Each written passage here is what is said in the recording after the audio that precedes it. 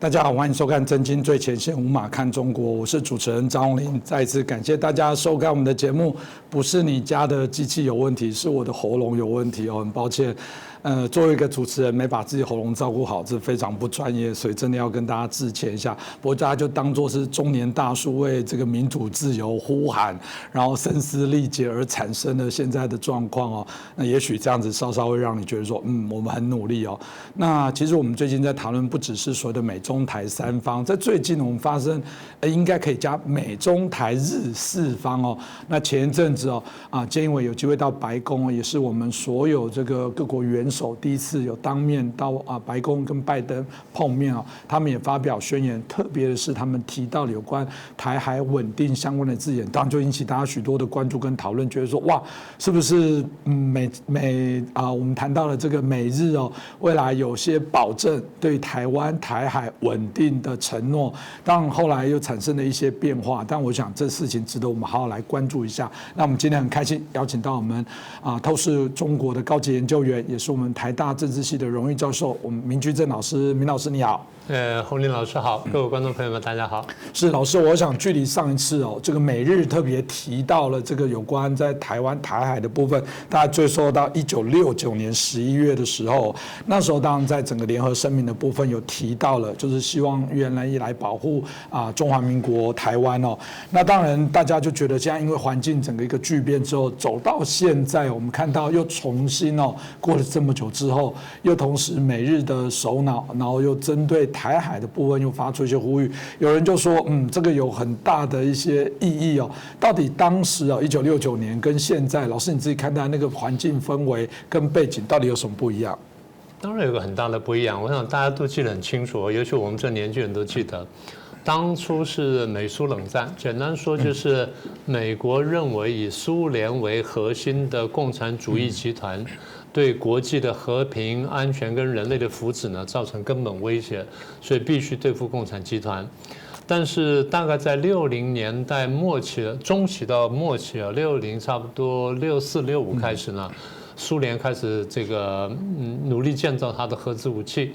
所以在这个战略空军也好，然后在这潜艇也好，跟着陆基弹道飞弹也好呢，3个方面呢都大幅强化。所以当时美国非常担心，在这个氛围下面呢，尼克森当选总统。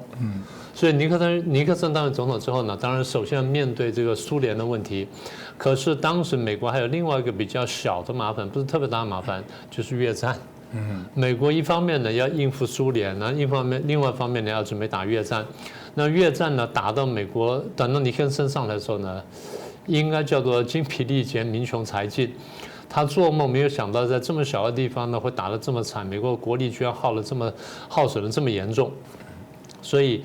美国虽然坚决反共，但在他看起来呢，苏共的威胁比较大，其他威胁比较小。所以在冷战时期，我们过去讲过嘛，冷战时期当时美国采取是围堵政策，那么围堵呢就把这个亚洲地方呢就把日本、台湾、菲律宾的这都连起来了，然后一直延伸到中南半岛，这样形成一个岛弧呢，形成一个围堵圈。希望就是说共产主义像病毒一样呢，自己人在内部烂掉，然后瓦解。所以在这个意义上面呢，请各位注意啊，在1969年的时候，中华民国跟美国呢是有邦交的，中华民国跟日本是有邦交的，中华民国呢跟美国是军事同盟，然后在这个防堵圈上头，这是一个背景。等到我刚刚讲说，苏联的核子武器大幅上升，然后对美国形成威胁，美国一方面呢又要应付越南战场，一方面呢要应付苏联。所以最后尼克森想说，那我得专心应付苏联，所以越南战场我必须撤出。那么准备撤出越战，一个想法就是我必须跟越战后面那个家伙打交道，那个家伙就是中共。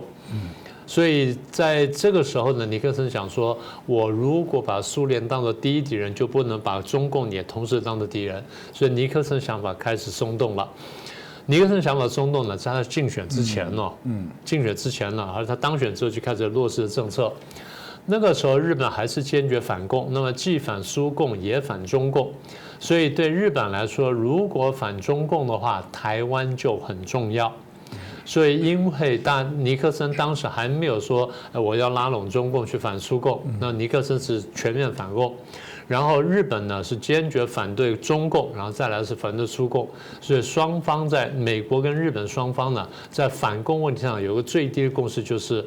我们要反中共。好，那个时候呢，那1969年。所以尼克森虽然有说跟中共改善关系的想法，但是没有任何动作，日本也没有看到任何迹象，双方在那时候都以反共为直至。那么当时没有大家区分，所以如果这样的话呢，我们反苏共也反中共，既然反中共的话，台湾就很重要，台湾对美国重要，但台湾对日本尤其重要，所以就有了那段话。所以在1969年的时候，当时讲说要保卫台湾什么等等。好了，等到这个后面这个69、70呢，苏联的这个核子武器呢更加进步，对美国威胁更大。尼克森这时候想清楚了，他说：“那我得真的要去解决苏联，所以要解决苏联，我就必须退出越战。第一呢，慢慢恢复经济，休养生息；然后第二呢，要改善跟中共关系；第三，我说不定可以挑动苏共跟中共窝里反。”让共产主义打共产主义，所以尼克森有这想法之后呢，就跟他的这个国家安全顾问商量。国家安全顾问是谁呢？我们叫季辛吉，大陆叫基辛格啊。那么就跟他商量。基辛吉呢对亚洲是不太了解的，然后对这个中国呢几乎一无所知，所以临时找人跟他上课，恶补完之后呢，然后他形成了观念。他的观念非常简单，他回到19世纪的欧洲。什么叫19世纪欧洲呢？就是不是单是英国跟俄国对抗啊，那时候没有苏联，不是英国跟俄国对抗，而是多国竞争的局面。因为是一个多国竞争局面，所以英国所受到的俄国压力呢就被分散了。是，所以他的逻辑是这样。所以基辛格说，那我们可以想办法把现在的这个美国跟苏联对抗呢搞得复杂一点点，这样我们就可以把一部分苏联的压力分到别的国家身上去。尼克森就问说：“那譬如说谁呢？譬如说中共，比如说中共。那为什么中共呢？因为中共跟苏联在1969年的时候发生过冲突，他们有过3月份有过这个珍宝岛的冲突，然后8月份呢有新疆的冲突，新疆叫铁列克提冲突。中共跟苏共呢冲突，然后我们现在要做的事情就是想办法把矛盾再加大一点点，让他们彼此冲突，然后我们再想办法拉拢中共，这样的或许可以把一部分苏联的压力从我们身上转到中共身上去。”尼克森听说很有道理，好，那我们来推动这计划。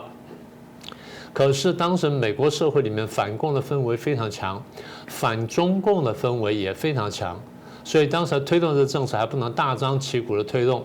那怎么推动呢？第一，要瞒住国务院，因为国务院是不赞成这计划的。第二呢，要瞒住几乎大概高层所有人，所以最后大概呢，美国政府圈里面大概不到10个人知道这个秘密。那么就是尼克森要跟中共打交道的这个想法，大概不到10个人。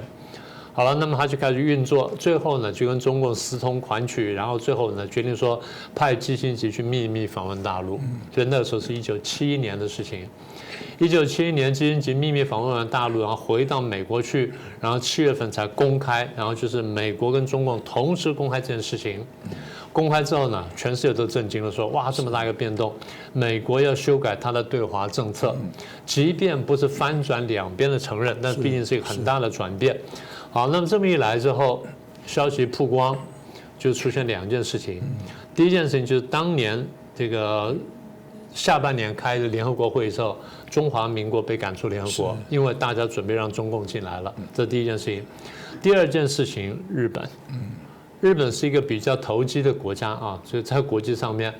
那么一旦碰到这个问题，他就仔细想说，那如果美国跑得这样快的话，我是不是要抢在前面呢？所以当时田中角荣立刻紧急宣布说，我跟中共建交，所以我们称为田中震撼。是。那么所以一眨眼之间呢，这个对台湾来说，对中华民国来说呢，风云变色。这么大的我最大的盟友美国，虽然还没有背叛我，但是已经跟我最大敌人暗通款曲，而我竟然不知道，它造成多大伤害我也还不晓得，后面还有什么发展我也不晓得。第二，我在亚洲的一个最大的支柱日本，他居然跑去跟中共建交了，那么背弃我们，所以我们当时骂田中呢骂得非常凶。那后来的结果呢，我们长话短说，就是这么一来呢，导致一个很重要的发展。后来美国为了对抗苏联，然后去拉拢中共，所以基本上美国跟中共合作了40年，一直到川普时候呢才扭转这个政策。对，刚刚老师所说的部分，我想也延续，很想要再细问追下去哦，因为我们刚刚提到了整个从1969年到目前看起来2021年，整个国际情势当然有非常大的转变哦，特别在这一次哦，这个美日2个元首宣布的时候，不只是台湾啦，我想在日本他们自己内部也有许多的一些讨论。虽然后来菅义伟首相又踩了一点点刹车，但大家都很好奇。同样的，除了刚刚我们所谈到的时空环境背景，当时除了我们刚刚知道直接国家本身的一个角色以外，大家也对于当时一些国际情势下，这个美国跟日本哦彼此之间的一些关系的一些状况，对这段历史的部分，我想也会非常的有兴趣哦。老师是不是也可以帮我们做一下说明跟介绍？好，那所以差不多就接续刚才的故事了，就是美国跟苏联呢就打冷战，是。那么冷战最尖端的部分，当然它是一个全面的对抗，不过当时有很大差别哈，我们等一下后面是没有机会详细讲。苏联跟美国呢是2大阵营，然后呢，美国不但是一个民主自由阵营，它同时是一个资本主义阵营。苏联呢是一个一党专政阵营，同时呢它是一个共产集团阵营。这2个阵营经济上是没有什么来往的，经济上是各玩各的。你那边有一个经济互助合作委员会，简称经互会，然后这边呢有一个这个共同市场，有欧洲共同市场等等。所以这边玩这边的，这边玩这边的，所以双方呢经济上没什么来往，也就是双方呢没有太多社会上什么其他部分的纠缠，这跟今天情况不一样。我们等会来说。好了，那我刚刚提到，我说美国为了对付苏联，所以拉拢中共。那么为了拉拢中共，为了使得中共在苏联眼里面看起来像是一个可信的敌人。什么叫可信敌人？就是够强大，我相信他会成为敌人。所以美国看中共就说你太弱了。在苏联眼里面，他不太像你是敌人，所以我把你打造成一个比较像样的敌人啊，苏联的敌人。怎么打造？我加强你的力量，所以我在军事上面、在科技上面、学术文化各方面呢，我加强你。实际上就是，当然后来再过几年，卡特不是跟他们建交了吗？卡特跟中共建交以后，卡特对中国开了许多绿灯，很多研究室、很多研究计划呢都对中国开放。包括很多军工产业跟很多基础研究呢，都帮助中共，甚至帮助中共建立实验室，所以已经帮到了很根本的部分。然后呢，大概在70年代末、80年代初，就卡特当政的时间，就开放了很多大陆学生到美国去读书，我就碰到了第一批人。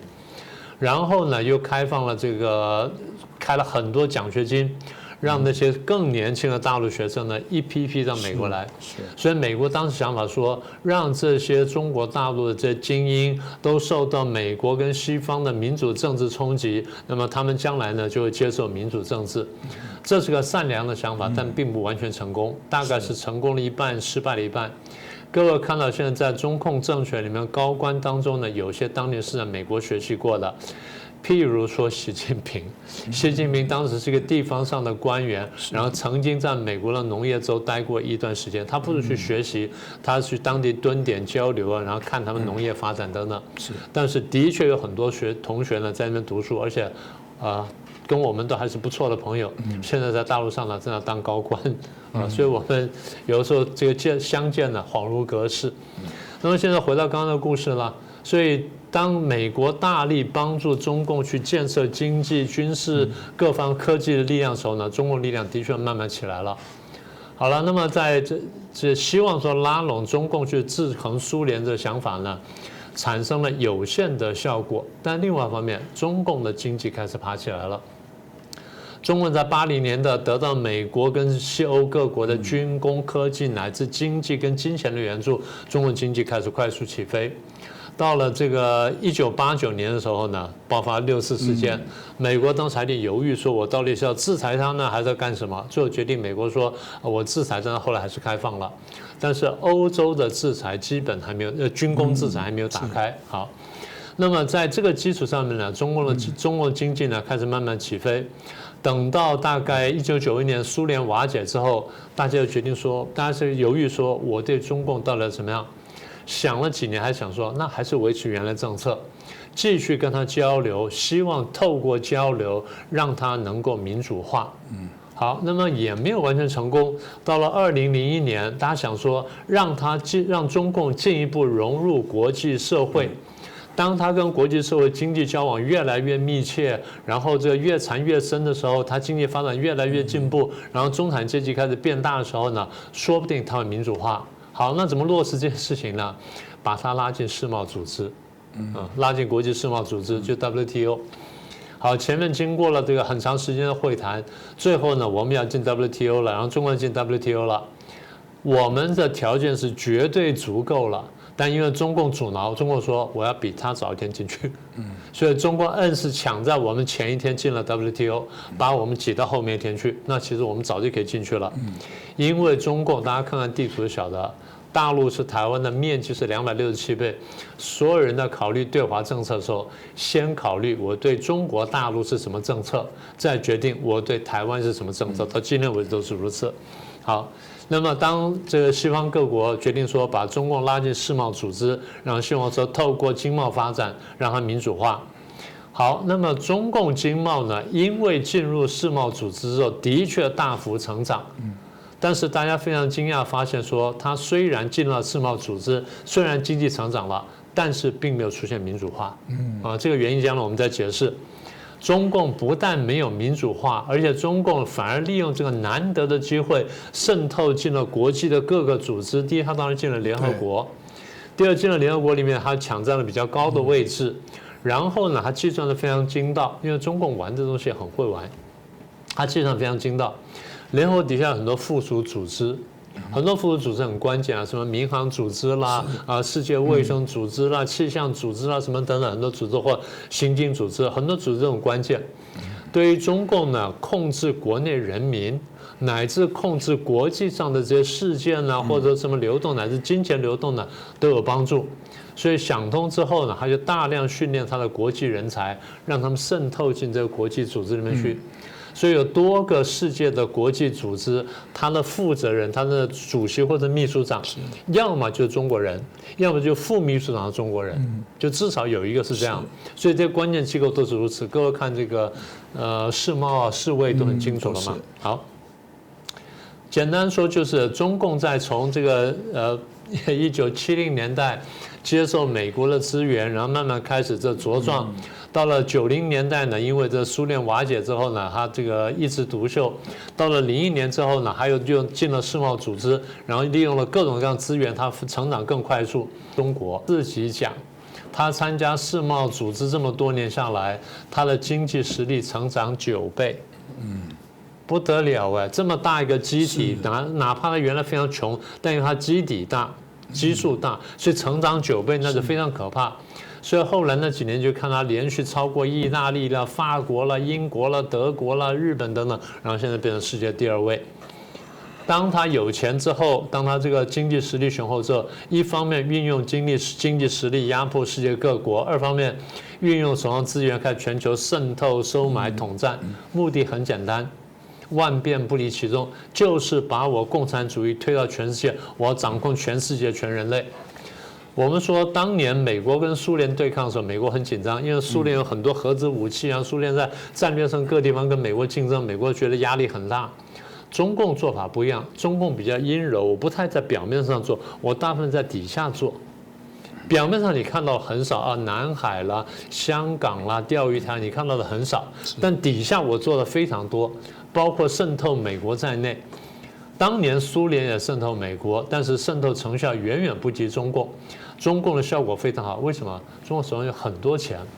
很多人看到钱之后膝盖就软掉了，就站不住了，然后就开始摇晃，最后就倒下来了。我或者用金钱，或者用美色去收买，最后呢，全世界呢，那基本上我就可以说望风披靡。是，所以大这一次呢，我们不是说美日签联合声明嘛？简单说，美国跟日本呢看见中共威胁，认为说中共过于自信，可能会打台湾。那么如果失去台湾的话，我们过去讲过，日本跟美国呢都会受到很大威胁，所以必须嚇阻中共。菅义伟的后退呢，基本上是因为面对中共压力太大，他一下挡不住，他想清楚他得回来，如果不回来的话，他会非常危险。是，我想大家可以提到，像美日哦，老师各位提到说，台湾对他们来讲非常的重要。我们之前在其他节目也有聊到几个面向，就美国有人说了，他保护台湾除了第一岛链战略自己本土的安全，有人说也有一点为了民主自由价值。日本的部分跟台湾因为经贸关系往来的关系，假设哦这个真的台湾一旦被中国给攻击或者是占领的话，那个可能对日本产生的影响还不只是价值的这些问题，所以这也有点有趣，大家就针对这个部分来做一些不同角度的思考。当然啦，还是有很多人说，菅义伟说了不会啦，美国不会出手帮你。可老师，你认为非得要也应该要，搞不好还要更早出手？为什么老师会这么认为呢？所谓出手是这样哈。出手是有2种解释，比较多的出手呢就出兵打仗，是比较少出手是嚇阻战争，这2种不同的出手方式。现在大家一跳就跳到打仗去了，其实坦白说，美国不想打仗，日本不想打仗，中共也不想打仗，打出来中共野心很大，对，野心很大。但是我常常开玩笑讲，我说有的时候侵略者非常爱好和平，为什么呢？我如果能用和平方式达到我要的东西，我为什么要打仗？一样的道理。好，那现在回到台湾，为什么美国跟日本都认为说台湾对他们这么重要？第一，台湾地理位置，台湾地理位置紧邻大陆，然后它具有非常优良的战略地位啊，这个我们不用说了，大家都很清楚了。第二，台湾对日本也好，对美国也好，经济上的这个重要性非常高，对中国大陆经济重要性当然很高，毫无疑问。但是台湾一个地方占日本1年大概1/10到1/5的收入，这是惊人的数字。反过来说，一个国家如果一眨眼丢掉1/10到1/5的收入，你看这个国家经济会怎么样？很严重的。而台湾在这段时间呢，这个护国神山的故事大家都了然于胸了，我不用再讲了。所以简单说，台湾对日本、对美国乃至全世界呢，在经济跟在工业生产上呢，都有非常高的重要性。第三，台湾跟大陆同文同种，大家都看见台湾呢，经过了一段历程之后呢，民主化了，走上了世界民主国家前列。当然，我们有很多缺点，我不说我们完美无缺，但是我们毕竟民主化了。对国际潮流来说，台湾走的路是正确的，所以大家期望说台湾的民主化能够给大陆做样板。简单说，大家都晓得共产主义是威胁，如果中国大陆民主化了，大概是全世界最大问题就解决了，所以希望台湾能扮演这个角色。而如果中共崛起，然后压了日本又压了美国，最后把台湾吃下来了。好，台湾吃下来，如果日本跟美国没有任何回应或者回应不利的话，最后结果会怎么样？很简单，世界各国望风披靡。首先是亚洲各国呢倒向中共，那日本呢，如果要么就倒，要么就孤立。第二，美国恐怕必须退出亚洲，然后中共开始呢向全球进军。当中共开始向全球进军的时候，会出现很严重的财政经济上的后果。简单说，就美元的地位会大幅下滑，甚至会崩溃。各位想想看，美元如果崩溃的话，世界经济会怎么样？第二，对美国的财政会怎么样？所以现在呢，中共的这种扩张压力这么大，美国跟日本看懂之后呢，它不是要打仗，它恰恰好是要避免战争。避免战争的方式，他们的联合声明讲得很清楚，我就是必须嚇阻战争。所以我们现在站出来，用言语跟行动嚇阻战争。所以目的呢，不是引爆战争，恰恰是不引爆战争。现在台湾里面很多人呢，把这个事情整个看错看反了。他们说啊，美国、日本不安好心，把台湾推上去，然后上战场，拿台湾当炮灰。你们刚好看反了。美国跟日本这样做，恰恰好是嚇阻中共不敢爆发战争。如果美国跟日本这边再软一点点，中共再多来几次，你看会怎么样？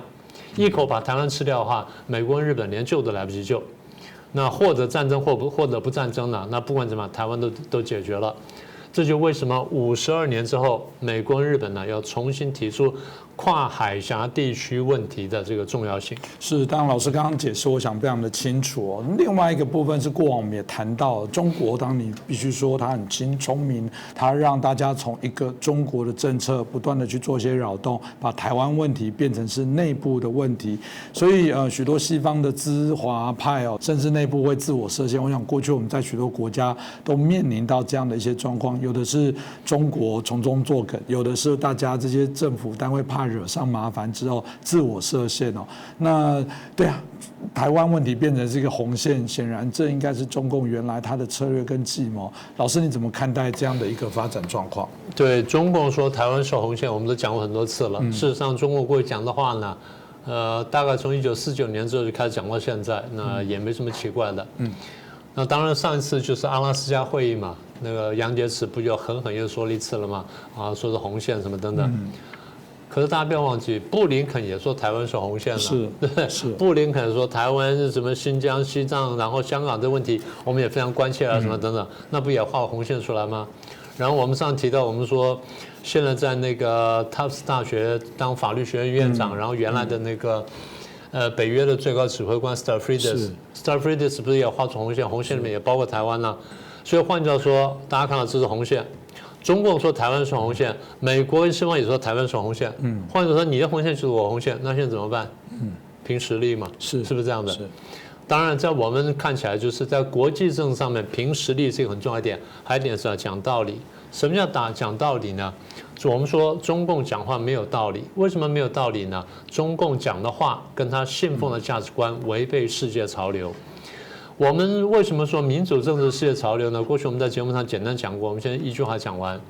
当人类从农业社会进入工商社会之后，社会开始多元了。因为多元呢，单一的政党、单一的政治领袖没有办法解决内部的多元的矛盾，所以必须由不同的政党互相折冲尊主，然后最后决定说啊，我们大家接受的底线在哪里？这种呢是个妥协的政治，所以民主政治呢是一个妥协的政治，当然没有办法真的明确出来说啊，一定这样子或一定那样子。而中共不是，中共是一个一党专政的，是我说了算的一个这么一种政治方式，它是没有妥协的。那你说他的决定都很正确，那也未必。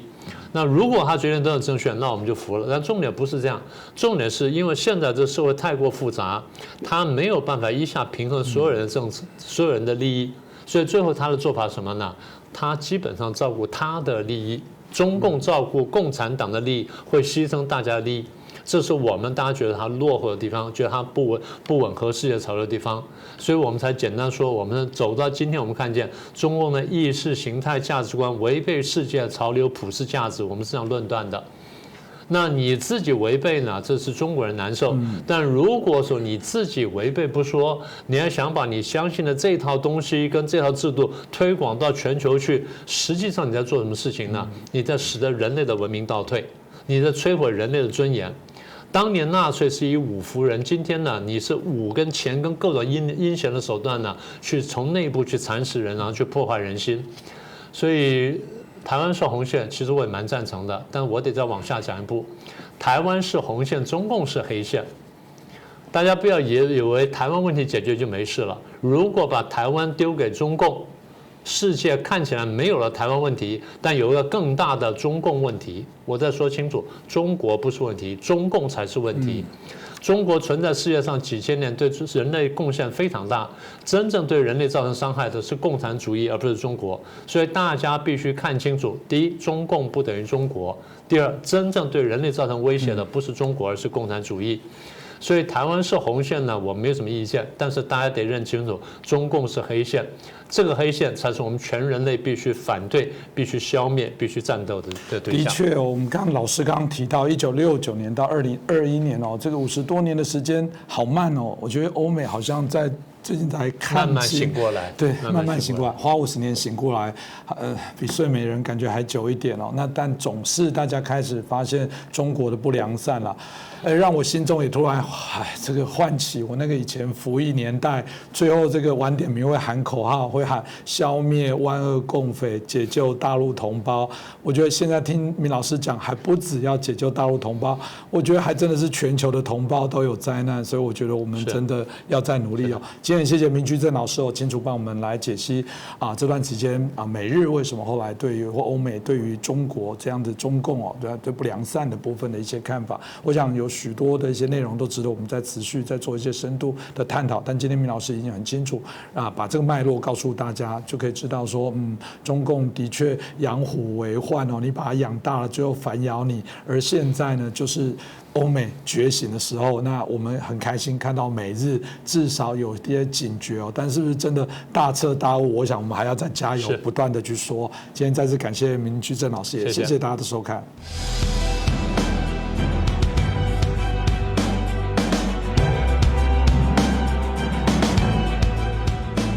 大家好，欢迎收看《震惊最前线》，无马看中国，我是主持人张宏林。再次感谢大家收看我们的节目。你看我的声音有一点这个鼻塞哦，那所以大家真的要保重自己的身体，特别在这些季节交换的时候。不过虽然这个人这个身体健康事小，大家还是在关心这个台海的安全的议题哦，因为在这一个疫情的期间哦，台湾因为在防疫的部分做非常好，的确也让国际高度的关注哦。许多人终于分得清楚台湾跟泰国，台湾跟 Thailand 是不同国家哦，所以慢慢的台湾也因为防疫的成就被关注，大家也开始在关注这个台湾跟中国相关的一些议题哦。那前一阵子日本首相菅义伟到白宫跟拜登一起呼吁哦，反对任何以武力来改变所谓的亚洲现况哦的这样的一个声明哦特别提到台海的部分，引起大家许多高度的一个关注哦。当然中共就很生气，跳起来说你们这美日同盟这个不要引火自焚哦，这个反对你们这边反而是在破坏我们这个在地，或者甚至可能暗指他在干涉内政等等哦。一时之间不只是这个中国一旦打台湾，美国会不会介入？现在连中国打台湾，美国跟日本会不会介入这个台海的纷争都引起更多的一些讨论那我想我们今天可以来好好了解一下这个议题。那我们今天很开心邀请到2位来宾，首先是邀请到日本产经新闻台北支局长我们矢板明夫先生，大家好。接着是我们军事专家吴明杰老师，大家好。是，我想我一开始我就请教一下我们矢板先生因为老实说打不打，我觉得大家都会说这都猜测，这无法如何不过我们回过头用一个更专业的角度来看，我们每次在谈到国际议题，都还是免不了会说每个国家还是会为自己人不为己，天诛地灭。所以美国、日本等等，最终还是以自己的国家一定作为最大的利益考量。如果真的中共打了台湾，中共拿下台湾，那到底日本会发生什么事情？我不知道日本有没有对这方面有做过讨论呢？怎么说呢？其实我觉得，就是中国要打台湾，这是已经叫嚷了70多年的一个话题。其实日本呢，一直评估的情况之下呢，觉得可能性不是很大。但是说最近呢，这个可能性在提升。在提升的话呢，所以说这次日本的菅义伟去美国呢，就是他的很大的目的，就是中国虽然批评说日本要介入台湾海峡等等等等，就是说什么引火烧身、引火自焚，讲了很多的就是批评性的语言很多。但是日本和这次他去的最大的目的，他还是一个和平的维护和平的力量，就是说他认为台海的这种武力冲突的危险在提高，那日本呢想把这种危险压下去，这是他最大的目的。那么也就是说，中国武力犯台呢，我们讲就是说有几个条件。第一呢，要看他有没有意愿，就是他想不想打。这个呢，日本判断是确实跟胡锦涛时代、江泽民比起来，习近平他以民族主义为中心，他是要打台湾的意愿要比过去的领导人要强烈的多。第二呢，要看他能力有没有。能力有没有呢？按理说他能力是不够的，但是习近平他周围有一群的仰人鼻息的小人，顺着他说话的人，就容易发生他明明能力不够，但是他以为能力够了，这种战略误判。是。然后第三个呢，就是时机，就是说。当然，中国要如果武力犯台的话，他要看，比如说，第一，他有没有师出有名，以什么名义来打；第二呢，当时国际社会的环境怎么样？他就是说，既然有意愿又有能力的话，他就寻找时机。那么也就是说，日本在判断的话，现在不管哪一方面都比以前要强烈的多，所以我现在必须要去阻止他。阻止他呢，就是说，先要把他这个能力，我们比如说美国。日本、澳大利亚、印度加上台湾本身的防卫力量，我们加在一起，那你能力就不够了吧？就是给他表现出来一个我们的这个对比。第二个呢，就是让他打消这个念头，就是说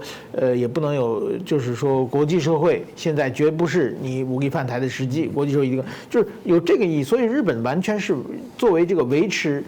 和平的力量。那么其实换句话说呢，如果说其实日本战后这70多年以来，对于台海有问题的话，只是说在概念上有，实际上日本完全没做任何准备。就是说，如果说日本有位前外交官这2天在产经新闻发表文章，他写嘛，他写就是说，武力犯台保卫台湾对美国来说是一个价值观的问题。他要保护自由民主的价值观，对日本来说是一个生死攸关的问题。因为如果台湾海峡一旦被控制住了，那么日本的首先的生命线，日本的石油天然气，是不是能不能过来？就是说现在是台湾海峡的这个东侧过来的比较多，那么至少它要绕远嘛。它绕远的话，这个成本就涨很高嘛。那么还有一个就是粮食，日本的粮食其实自给率也就40%左右，那60%的粮食要靠外边去运来。那么如果说台湾海峡被中国控制住了，就是说哪怕不控制台湾海峡发生3个月的战事，这3个月之间日本经济就崩溃了。所以说这个时候，所以对日本的最大的国家利益呢，还是说要把这个怎么说呢？战争防患于未然，事先阻止，这是日本最大的一个。还有一个呢，就是说，所以说这次呢，菅义伟去美国把这事情提出来，就是给中国一个强烈的信息。另外一个呢，他光口头上讲这个介入台湾，到底怎么介入？这个其实呢，说的话也不是说得很明白。那今后呢，这句话呢，要把它更细分，而且呢，要把具体的这个很多的法律方面的准备，今后呢还有很多的工作要做。就是说，还有一个呢，就是后来呢，菅义伟首相回到这个日本以后又说了一句，就是说，日本不会军事介入。他这句话的什么意思呢？就是说，当然日本有和平宪法，它是不能介入的嘛。但是说他的意思就是说，既让给中国一个信息，同时呢，他也不愿意让台湾的内部的一些台独势力，这些势力他们觉得，哎，是美国、日本都挺我们，那么我们现在应该是可以台独了。那么以台湾方面，他们就是说挑起事端的方式，来改变现状的方式呢，也对日本来说呢，也是增大了日本的风险性嘛。所以说，对于日本来说，还是维持现状是它的最大的功能。我比较好奇，你刚刚提到投书说，我们刚刚提到说，台湾不是价值问题，这还真的跟我们生死经济攸关。对，这样的说辞当然对民众一定很有直接的感受。我不知道这样的说辞一直都在日本在，还是最近才开始这样的讨论？最近是比较明显的，最近是明显。过去在台湾就是过去其实大家认为台湾的发生武力冲突并不是十分现实的事情。最近呢，就是日本这个政府判断，或者美国政府也是判断说，现在呢，这个比以前比起来是提高了。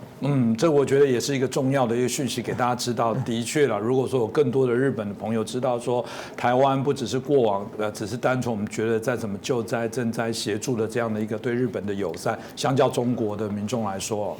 但另外一方面，他们发现说台湾跟他们是唇齿相依的时候，我觉得这也会引起内部的一些不同的一些思辨啦。当然，我们看到中共常常是两面手法，一方面常常有时候又在威吓你，有时候又递出橄榄枝，又说希望和平来统一，我们也搞不清楚这个人是人格分裂，还是这叫做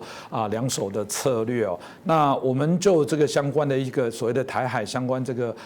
有可能产生这个拉拔的部分，当然有许多的一些不同的一些讨论哦。那我们看到了，就大家会谈到了预测，就是说如果真的打，会在什么时候打？几个层次有人说就不会打，有人说如果会打什么时候？有人说至少要等明年，就2022年的北京办冬奥结束之后，有可能。也有他们的军事内部的专家说，应该在本世纪中叶，大概就2050年前，该解决的还是要解决哦。不过我心里在想说，那也要比谁的气场哦，到底是谁先垮台哦？中共的政权能不能撑到这么久？习近平2050年，他那时候加一加他的年纪可以吗？还活着吗？所以这个值得我们来讨论啊。但当然这是一个大家在关注的课题，跟打不打一样，跟那打不打之后什么时候会打，我觉得也是大家所关注。所以这部分是不是请教一下明杰老师，你怎么看待这个议题呢？对，最近其实有关所谓的这个武统论哈，那其实我们认为啦，就是说基本上武统论，如果就我的观察，当然习近平任内有人说他降温，其实我倒不认为哦，我们当然是看他怎么做，而不是看他怎么说了啊。做的部分可以看到这2年来这个对台的军事压力是明显的提升嘛啊，所以基本上在武统上面来说，我觉得反而是他企图在利用这个所谓的爱国主义、民族主义啊，在巩固他内部政权，然后把这内部压力转移到台海啊。那当然我们看整个时间上面来讲啊，有人在讲说是不是中共已经对台湾定出所谓的这个武统的时间表哈？那我们看到有这个中国的所谓的军事专家讲的，其实这个时间表让人啼笑皆非啦。他说最快明天，最晚本世纪中叶。这样也算时间表嘛？是长达50年这样的时间也叫时间表这样的一个，其实你观察从1949年之后，其实中共从来没有放弃要武力犯台嘛。那时候毛泽东其实直接这个派兵跨越，就这个古宁头战役打不下金门之后，其实非常多的一个攻台的作战计划都在拟定，然后到1958年这一个金门炮战都持续有这样的一个要统一台湾的这个企图跟野心那到现在已经2021年了那当然虽然讲说这个最慢本世纪中，甚至还引述说，这个中共已经向全体中国人跟全世界承诺说，本世纪末要实现中华民族的这个伟大复兴。一下本世纪中又本世纪末那现在2021跟本世纪末可能又要80年后所以这样的一个时间表，我个人认为说也不值一提，也没有什么参考价值。重点在于说，其实他的企图从来没有消减过，而且近期是持续在提升，野心更加的一个强大。那这样的希望用武统的方式来解决台湾问题当然最重要的关键回到基本面就是他能力问题，而他的一个这所谓的这一个企图跟能力两者之间会相互的影响。那为什么最近他的一个企图又更加的强烈？当然很重要，他认为自己评估这一个已经东升西降。第一个就是说他的一个解放军的军力，他自己认为说已经不断的一个上升，而且甚至已经可以把美军介入在这一个第一岛链之外，让排除美军介入台海的一个重要关键因素。所以如此也进一步增强了他自己的自信心跟企图心。所以这2个会交互影响的所以回过头来就是说，那如果今天这样的状况继续发展，其实最怕的是什么？我觉得台湾倒不怕打，怕的是北京的误判。今天这个一场台海战争对两岸来讲都是莫大的伤害没有人希望发生，所以两岸的问题当然是以和平手段来解决是最好的方式。但是今天如果说他一旦要对台动武，我认为在目前来讲，很多人在讲时间表，有没有可能明年2022冬奥之后，然后或者是2026、2027这个美军的印太司令等等，这些都在谈解放军可能对台的企图动武的一个时机，但是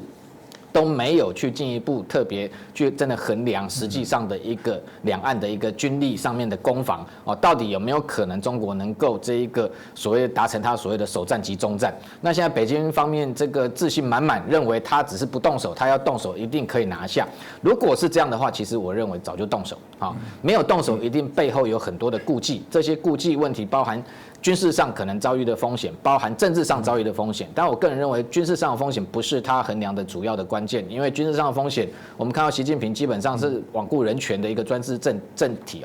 在台海可能动用解放军，可能死伤多少人，我觉得倒不是他主要的一个考量。他只要能拿下台湾，对他来讲，政治上的一个收获才是真正的目的。那政治上的风险，也就是说美日介入可能会影响这场台海战争最后的胜败关键，这才是他真正为什么迟迟这个不敢动手的主要原因。那当然，最近很多人在谈，那是不是台湾本岛之外有没有可能台湾的外离岛哪一些地方是处于高风险的地方？那台湾的外离岛，当然除了过去在讲说金马前线之外，当然还有东沙，还有南沙太平岛，甚至有人谈说澎湖也可能被这个列为他这个首要拿下的一个目标。不过我个人认为，就是说军事上来讲哈，如果单纯论军事来说，当然困难度如果相较之下哈，我们如果从这一个外里岛的这些位置来讲，当然在防守上面来讲相对困难，当然是离台湾1600公里的太平岛那个位置离台湾比较远，所以当然要驰援会比较困难。那接下来大概其次来说，大概就是这个东沙，那还有包含像这个金马，因为地理位置上又离这个对岸比较近，那最后其实是澎湖我认为说要拿澎湖相对来讲是比较困难的，因为它的一个地理位置对台湾来讲，不管是空中海上火力都可以涵盖那所以某个程度来讲，它军事上如果要从这个最好拿的这一个角度来思考的话，或许太平岛应该是列为首要目标，但是我个人认为太平岛已经不是它这个以战逼降的首要目标，可能因为太平岛第一个，你看到最近它这一个中共在南沙岛礁它的美济礁这一个楚碧礁这些岛礁其实都已经造的比太平岛要大很多。过去太平岛是中国想拿的一个这个重要的一个，它主要是它是一个天然的这个岛屿所以拿下来当然对它的所谓的这个主权，南海的主权伸张是有帮助。但是在军事上面来讲，现在来说，它自己美济礁、楚碧礁这7个岛礁上面部署了非常多的一个飞弹跟雷达，甚至3000公尺的跑道、深水港都已经盖好。军事上来说，对它来讲，太平岛坦白讲不太具实质的军事意义。如果真的要去拿的话，基本上就是这个以战逼降的目的居高那军事上没有意义，这时候来动太平岛，实际上政治的风险也非常高。但回过头来，另外一个我认为反而是这些外里岛中间，我认为台湾要比较注意关键的，相对来说比较麻烦的是东沙岛再配合它近期包含像它的这个共机绕台的航路包含这个切台湾的西南的 ADIZ 这个防空识别区这一个角，它的一个飞行的航路基本上有非常多的一个频率都是逼近东沙那同时它海上的舰队也在这个区块活动，所以东沙再将它又二台海跟南海中间一个重要的这个战略要冲所以东沙对他来讲，相对来说军事的价值要更高一点，比太平岛还有更多的一个利用价值但是背后要顾虑的是什么？当然还是政治风险今天你要拿东沙或太平岛，当然我们知道中外里岛其实包含中共的岛礁也是一样都是易攻难守。你今天拿东沙拿太平岛，或许用这一个不用太强的军力都可以拿下来，但是同样的这个你上去之后，别人也可以把你拿下来，譬如说美军也可以拿下你的7个岛礁，也非常容易，没有动手背后都是政治考量所以你今天要利用拿下东沙岛对台以战逼降企图对台湾制造一个政治上的一个难题同样的其实也就违背他自己在军事上面来说他的就对台湾的夺岛的战略，他对台夺岛战略当然就是首战即决战，以最快的速度让外国势力没办法介入的情况之下造成既定事实。但是你今天去拿东沙，拿了之后变成是外国势力立即介入之后，反而对于台湾本岛的防卫是有利，可以把这个台湾自己的安全反而守住那反而对他来讲，这也是一个烫手山芋，因为接下来美军有没有可能也出手把它拿回来，会变得非常的复杂所以整体上来讲，我会认为说。武统论当然，中国我们知道内部当然鹰派的言论有这个，我们看到是有节奏性的在控制，时而释放，时而这个把它压制住。但是解放军的动作是持续不断的我们要观察是说，解放军在近期不断的攻击扰台的过程中，对他自己本身的军事能力是不是有提升？也就是说，在这些不断的政治上是扰台，但是军事上它内部在进行相关的一个演练，特别是台湾的西南海空域这一块，过去来讲，它对这一块这一个。所谓的战场的一个管理是生疏的，现在他在这个地方持续对这个地方的电磁频谱也好，空中的、水下的各方面的资讯，在这个地方持续行动，在经营这个战场，这个东西是可以看得出来，他在为未来或许真的要动武的时候有所准备，而这个部分或许某个程度。的确会对他这个犯台的能力有所提升，只是这个提升的程度是不是已经能够让他2022就可以想要随意出兵犯台就可以拿下台湾？我觉得这还是两回事。这个大概也是我们过往大概在评论的过程当中谈论到的部分就了解敌方的这些所有的这些动态的可能性但最重要的是台湾不能轻忽当回到继续请教一下这石板先生刚刚也提到了就日本的态度的确原来台湾内部部很开心的在讨论说，哇，这谈这个美日哦，这个从当初这已经很久了，30-40年前没有再谈论到有关台海的这样的一些相关资源，大家一时之间还蛮开心的。某些角度上来讲，菅义伟首相马上踩了一点刹车。就整个日本的部分这些发展，你怎么看呢？按我对菅义伟的观察，他基本上是没有谋略的，他是形势比人，等于说国际的形势，特别是我觉得他还是等于说呢看到了台海的危险。另外一个呢，现在美国在这个全球布局，形成中国的包围网，某种意义呢也让日本呢在亚洲承担更多的责任。这个想法其实是日本自民党，就是菅义伟所在的现在的日本的执政党，是长年以来他一直希望能够在日本向普通的国家往前迈一步，所以这一次呢，对日本来说也是一次机会。另外一个呢，我觉得这个菅义伟跟拜登虽然见面之后发表了虽然一个短短的这么一个文章，就一句话嘛，这个关于台湾，但是我认为也是起到了很大的效果。我们从哪里看呢？比如说看中国的反应就知道，在2+2的时候，中国是反应非常强烈的，然后就是用了非常恶毒的语言在攻击日本，然后呢王毅又打电话去给日本的外相说了很长时间，这种强烈的反应之后呢，其实他的目的就是为了阻止在日美首脑会谈上说出把台湾问题给出来嘛。但是说呢，一旦这个成为现实之后，中国的反弹基本上小多了。就是该说的话说一下而已，没有那么强烈的反应。这是什么意思？某种意义上等于说他已经认识到了现实是不可逆的。那么其实呢，他就是觉得呢，我觉得在中国来说呢，现在如果说美国、日本在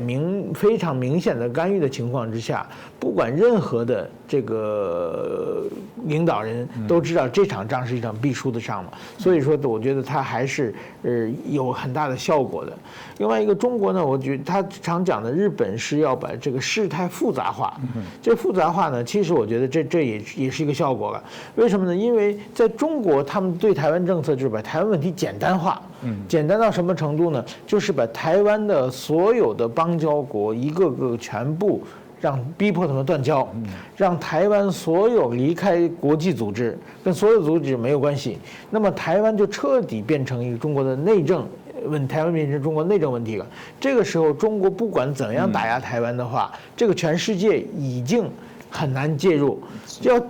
它就是简单化嘛。但是说呢，事与愿违，现在呢，台湾问题呢介入了各种各样的关系，台湾问题变成一个非常非常复杂的关系了。那么中国武统台湾呢，它是以大博小，就是我大国跟以大博小呢，就是这战争呢最希望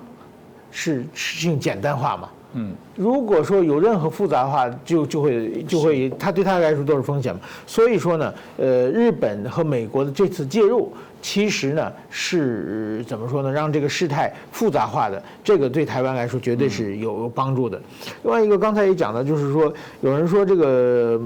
美日出兵对台湾人不知是祸是福啊，有一些台湾的舆论也这么讲。我觉得这个绝对是福啊，就是说这个等于说是可以把战争阻止在这个发生之前。另外一个对日本来说，其实呢，我们看到这个中国是个独裁政权，独裁政权一旦发动对外战争，它是收不住脚的。因为他发动一场战争战争，取得一个胜利之后，他就不停地渲染把自己的能力过分的这个吹嘘，然后造成整个的这个国内的民族主义的爆棚，然后不得不他再往下一个。那么我们看，其实当年的日本的2战的时候，也是从满洲到华北，最后到香港，到东南亚，最后一直弄到这个印度方向。就是他是一旦开战以后，他是收不住的。那么这个德国也是一样嘛。德国也是，最后他把战线铺到非洲，也是自己收不过来。那这个对全人类来说都是一个悲剧。那么也就是说，对于中国习近平，这是又是一个类似的这么一个独裁政权。那么现在他香港，当然香港是没有军事的问题了。香港记住他长到了自信，如果第二步让他攻打台湾的话，那么对周围国家都是一个非常非常大的灾难。所以说呢，保护台湾其实呢，就是说要保护整个现在的一个社会秩序。是，这我想也是很清楚，让大家知道日本的确也在内部做了一些开始内化改变的部分，就值得来期待了。因为毕竟，天助自助啦，然后有朋友相助，他自己也要自立，我觉得这当然是最好的一个状况。所以谈到自己的自立的部分，对啦，命运不能交给别人。有时候我们在过去调查，还有说台湾人还有很高的比例哦，有6、7成，甚至曾经有过到8成认为中国不会打了纸老虎。我觉得这样也不是很好。有时候每次看影片，看以色列的这些女兵哦，他们就是必须每个人都必须要服役，然后上街背着枪，他们从来也不担心擦枪走火，但对他们来讲，那个感觉就是时时备战，他永远知道。真的就是有飞弹会突然飞到自己的家园去炸伤他的家人。那所以大家就提到说，当然我们知道整个中国军事崛起之后，台湾的确慢慢在许多的优势。小时候我还读到说，台湾的空军超厉害，可以多少架打多少架。但随着时间中国的兵力的改变，老实讲，问的都是说我们能撑多久。那我们之前这个前国防部长，我们的这个冯世宽他提到说，没有问题，这个我们一定超过2周哦。那这个我们前严德发国防部长说，这个没有什么，我不用问打多久，反正就是一个信念，我们就是必须坚持到底啊。那现在国防部长邱国正也说没有问题，打多久赔多久啊。那其中延伸有另外一件事情是，我们现在国建国造战机的部分也是哦，但又有美国的一些专家提醒说，战机其实现在好像整个战争的形势哦，现在发展战机是不是一个最理想好的一些方式？总之。那我们要自助靠自己哦，显然也还有一些技术跟方法，也有一些不同的一些观点。那这部分我们就请教一下这个老师哦，老师你怎么看待？明杰老师怎么看待这样的一个评论？我先谈一个核心哦，就是在面对中国的军事威胁上面的一个心防上面哈，我认为比较恰当的方式就是说，今天不管中国的解放军是不是纸老虎，纵然它是纸老虎哈，但是也不能视敌之不来了哈，因为其实基本上我觉得台海的一个和平稳定哦，基本上就是不希望朝战争爆发的方向走哦，因为朝那个方向，今天它一旦误判，就算它是纸老虎哦，它也会在这个地区产生很大的动荡，我觉得对两岸都不是好事情啊。所以避免战争，我觉得是最重要的一个思考哈。那当然，心防上面来讲，本来我们研究军事本来就是这个不怕一万，只怕万一，所以要用最这个料敌从宽的方式来看待解放军哦。所以我一直强调说，我们在评估它的一个军力哦，我希望能够尽量的客观哦。它这一个有非常多的地方是这个还是非常薄弱的一个战力，但是有些部分你也不能说它没有增长跟提升哦。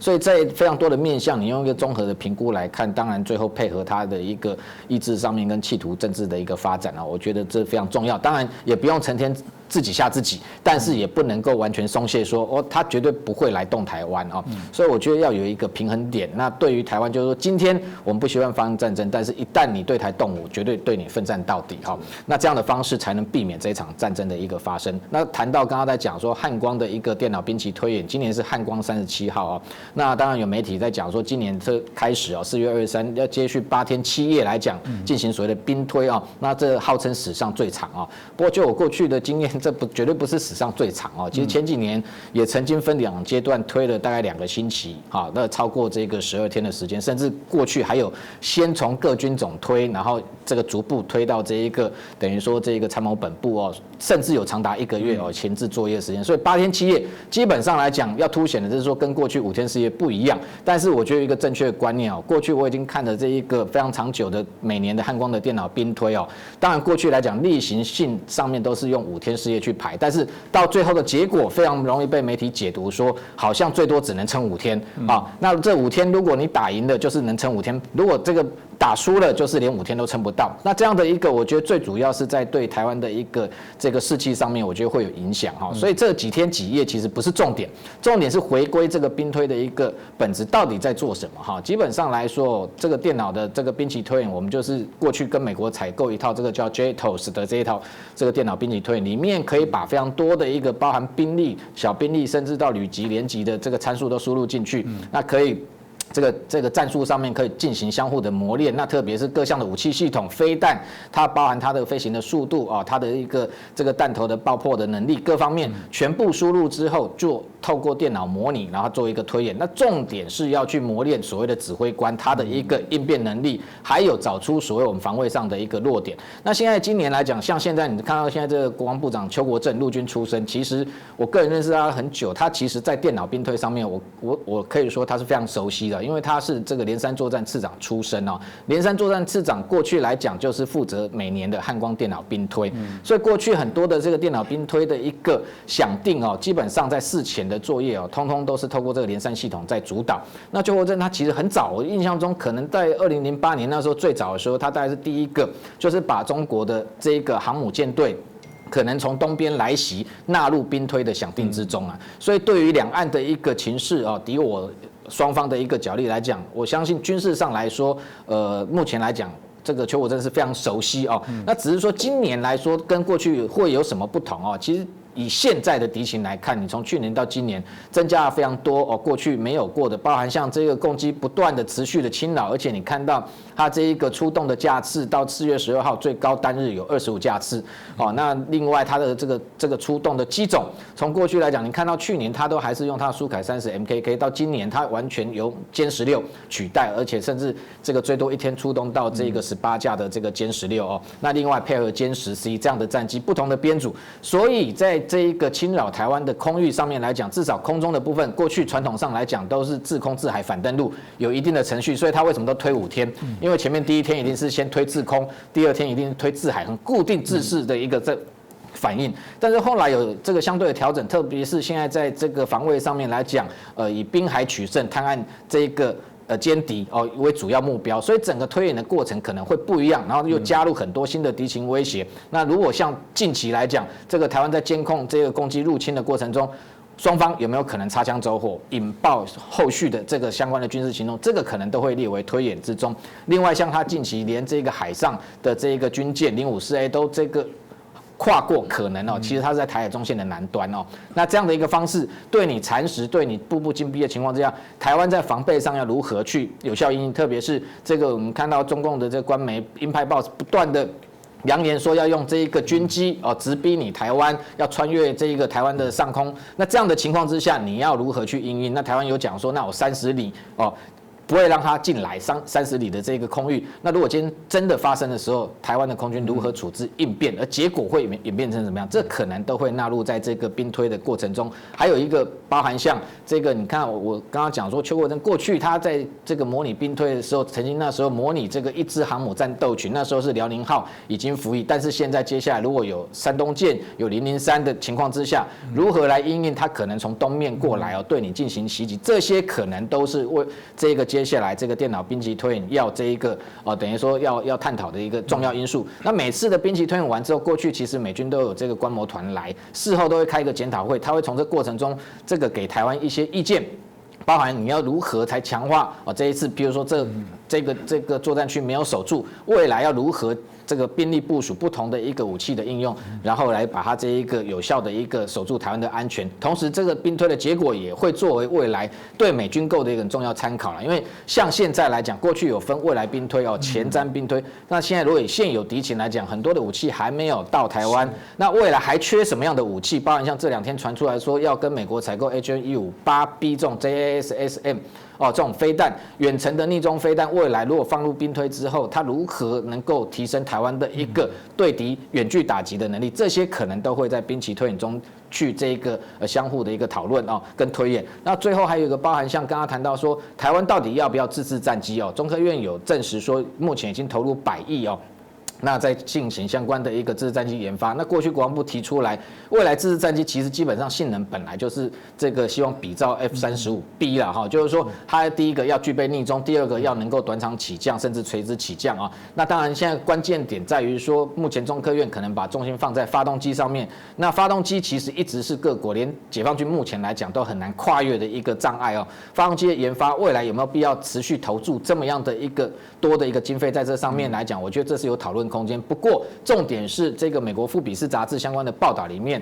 去提到说台湾的空军可能在面对中国这个大量导弹威胁下，几分钟之内就被摧毁哦。我觉得这个是言过其实哦。基本上台湾的空军不管是你西面机场面对威胁当然相对大，但是这几年开始空军已经开始，譬如说有这个加固机保，那对于它的一个弹道飞弹的一个防御，它的抗炸能力是有所提升。那过去来讲，我们知道东部花莲佳山基地还有台东的建安基地，它是一个地下的一个机库，这地下机库中间还跟这个中国导弹要飞行的过程中间其实隔着很高的中央山脉，过去绝对是计算过说，这个中共以弹道飞弹来讲是没有办法直接袭击这个佳山基地的一个这个洞库，所以它能够维持里面一定战机的一个保存。那当然相对来讲威胁，为什么它的这个航母要绕到东面来？绕到东面来之后，它透过这个舰上的这个歼15舰载机挂载空射空对地的巡弋飞弹，可以透过贴海贴地，然后这个从东面这个绕这个相关的一个途径，然后直接去袭击你佳山基地的洞口。不过这相关的这个过程其实台湾都有防卫的一个应变方案啊，包含像这各个层不同多层的一个防空的一个飞弹，或者是这个快炮系统的防御哦。所以这些整体上来讲，我觉得基本上解放军可能对台湾采取什么样的动作，你会看到其实国军已经防卫台湾70几年，每年都在做汉光演习，今年已经到第37年了，每年都在推演，每年都在实兵演习，都在想各种可能解放军可能攻台的一个模式，然后以一个万全的方法对它进行所谓的防备。所以我认为军事上来讲，基本上这个军方它应该会全力这个来这个严阵以待。那心防上面来讲，我觉得台湾的民众我觉得就放宽心，基本上面对中国的威胁，当然有一定程度的威胁，但是每天我们就是这个好好做自己的事，也不用成天担心紧张。但是一旦有敌情升高的时候，我相信大家这个整个抗敌意志跟整个团结的这种士气，我觉得就会凝聚起来。这当然非常重要了。我觉得谢谢明杰老师跟我们提醒这些事情哦。我突然想起我小时候还蛮常有那个反共意识，驾着战机来台湾哦。后来台湾我所知道那个黄金不知道几万两的部分取消了，也许我们要考虑再把它恢复看看会不会有刚好绕来有几台顺便想要降落，这也许政府可以考虑一下。当然今天很谢谢两位老师带来这个清楚清晰的这些分析让我们可以了解一下目前的相关的一些台海这些现况，当然也包含现在从美中台也加了一个美中日台这四方的关系都值得我们持续后续的追踪。再次感谢两位来宾，也感谢大家的收看，也希望大家喜欢我们的节目，帮我们多做转传分享，也欢迎大家留言给我们更多的一些建议我们希望我们带来更好的节目，也希望我们的节目可以影响到更多我们华人的朋友，了解一下中共本身他现在所面临的一些状况，跟我们继续追求自由民主的决心再次感谢大家。